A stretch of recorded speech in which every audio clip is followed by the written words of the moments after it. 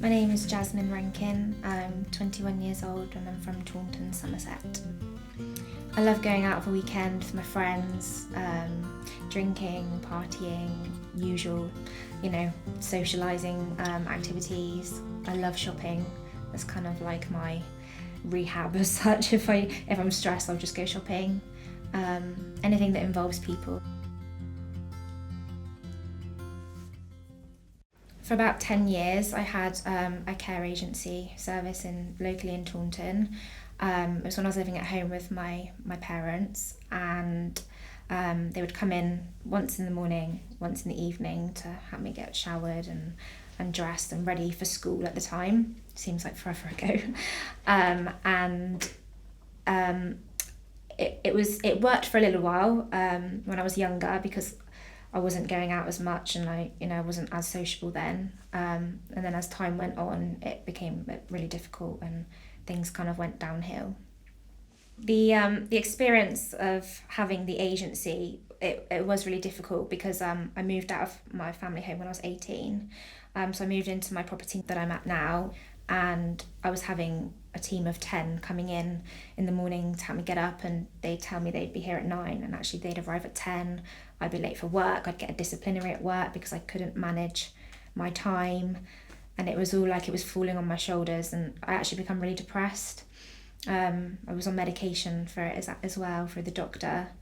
And for ages, I was speaking to an organisation about setting up a personal budget, and speaking to friends with the same condition as me said that it was really stressful and the paperwork would stress me out, so I kind of kept putting it off.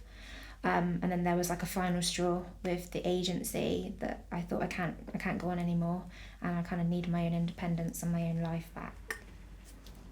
Being with the agency, I felt really kind of pushed down, and it's really difficult to talk about because I still get really emotional about it now, because I had no life. Like, I couldn't see my friends because they'd say they'd be here at 8:30 of an evening, and someone would ring me at 7 o'clock and say, I'm ready to put you to bed.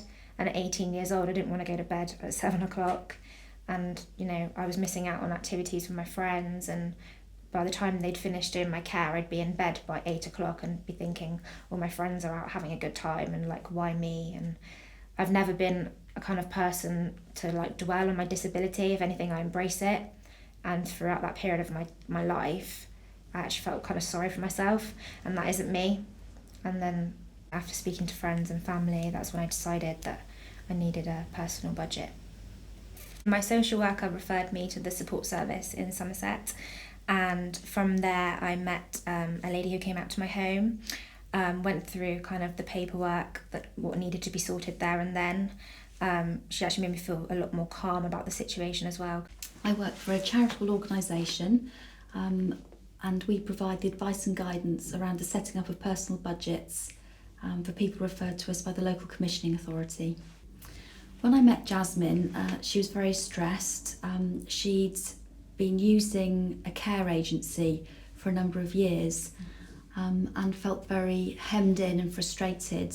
The way that I changed that to make it work for Jasmine was to sit down with her and talk about the option of employing a team of personal assistants. The first thing we did was to look at the amount of money Jasmine's assessment could be translated into. So we looked at her personal budget, and from there looked at the number of care hours she needed, the number of staff she wanted to employ, and worked out what hourly rate she could afford to pay each person.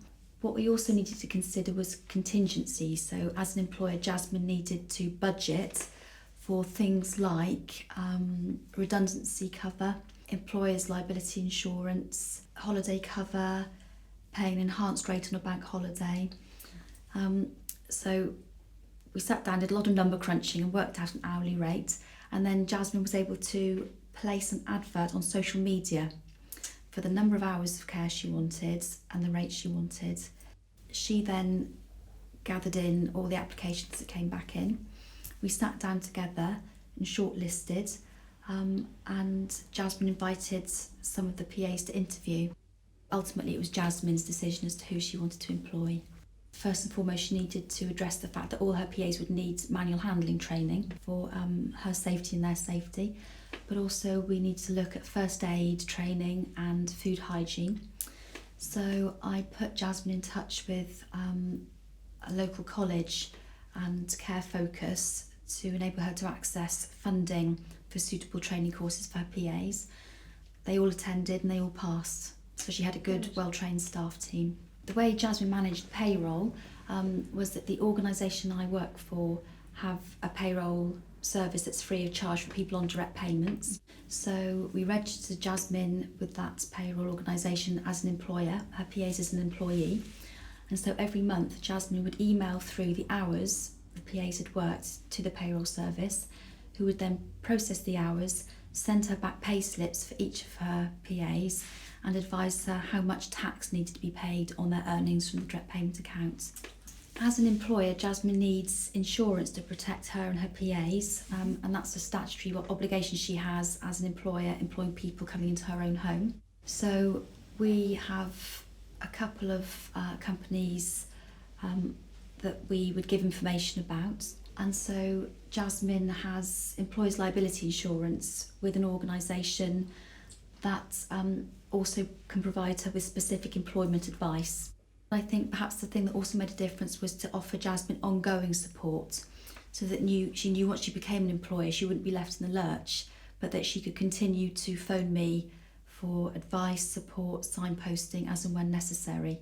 It was really reassuring to know that if there was anything at all that I wasn't sure on, I could just give her a call and my mind would be set at ease. And again, now I'm on the other end of it, I would really encourage anybody at all to kind of get a personal budget set up and put in place.